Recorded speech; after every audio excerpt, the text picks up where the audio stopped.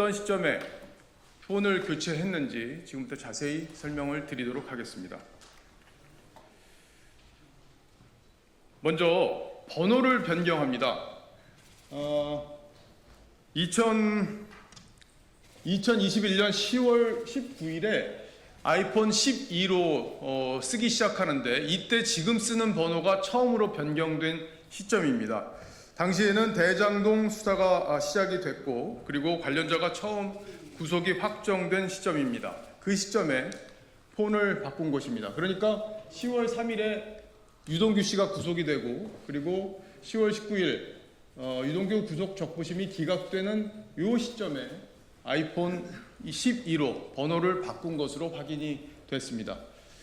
그 다음에 2021년 12월 27일에도 아이폰 13으로 한번 교체를 하고요. 그리고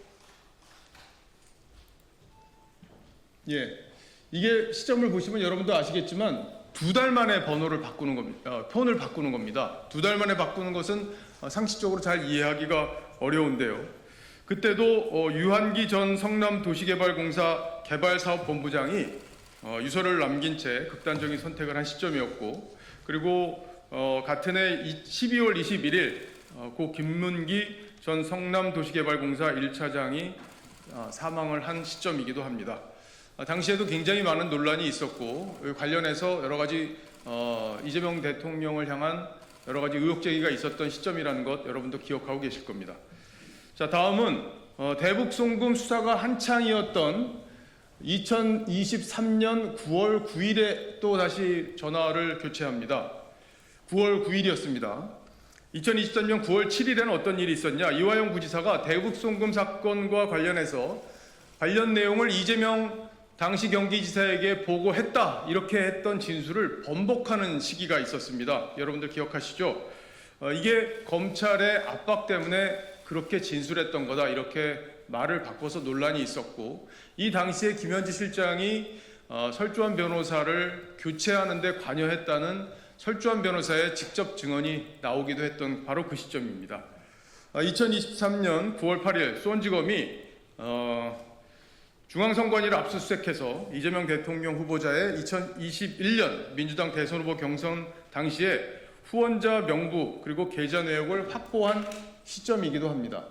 관련해서 폰을 교체한 당일에 이재명 대표가 대북 송금 관련해서 검찰에 출석한 날이기도 합니다. 그러니까 묘하게 이런 시기에 김현지 실장의 폰이 교체됐다는 것 여러분께 분명히 설명을 드리겠습니다. 그리고 최근에 이해할 수 없는 폰 교체가 또 있었습니다. 국정감사 시작일인 10월 13일에 오전 10시 36분에 아이폰 17로 교체가 됐습니다. 기존의 아이폰 14였죠. 이렇게 교체가 됐는데 불과 9분 만에 다시 아이폰 14로 교체가 됩니다. 그러니까 유심을 끼웠다 막혔다 한 걸로 볼 수가 있는 상황이죠. 이 이유에 대해서는 저희가 명확하게 알 수는 없지만 번호를 통상 이게 전문가들에게 물어보니까 번호를 한 알 더 만들어서 쓰기 위해서 아이폰 17을 만들었고 거기에 유심칩을 뺐다 끼웠다 하는 과정에서 이런 일이 생긴 것 아닌가 하는 해석을 제 눈에 들보는 안 보이고 김현지만 보이는 국민의힘 이제 그만 증거인멸 색안경을 벗으십시오. 국민의힘을 보면 본인들이 그러니까 남들도 다 그런 줄 안다는 말이 떠오릅니다.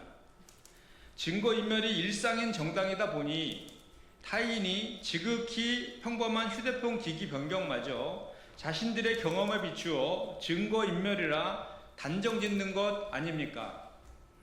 국민의힘의 경험에서 비롯된 의심과는 달리 객관적인 사실은 다음과 같습니다.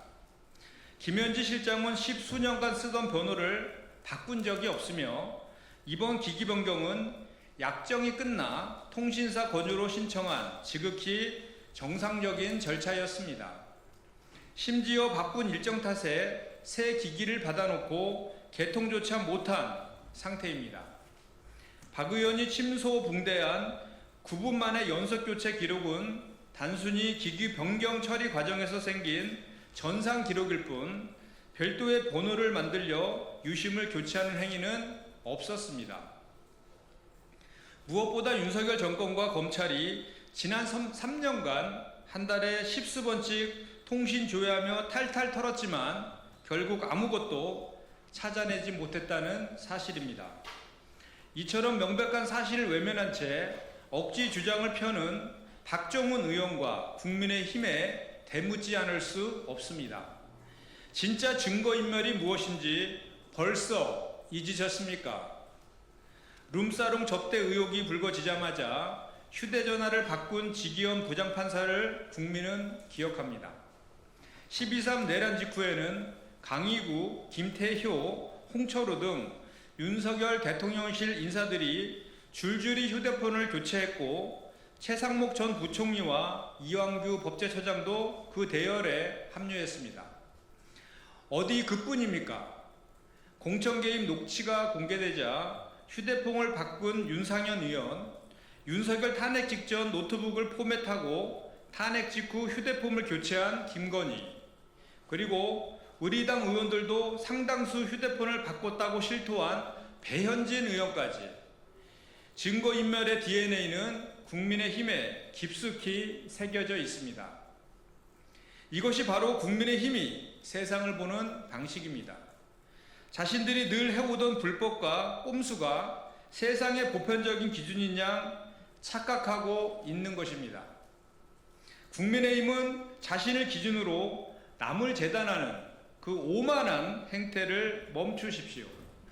잊지도 않은 남의 허물을 찾으려 애쓰기 전에 자신들의 추악한 과거와 마주하고 국민 앞에 그 진실부터 고백하는 것이 순서일 것입니다.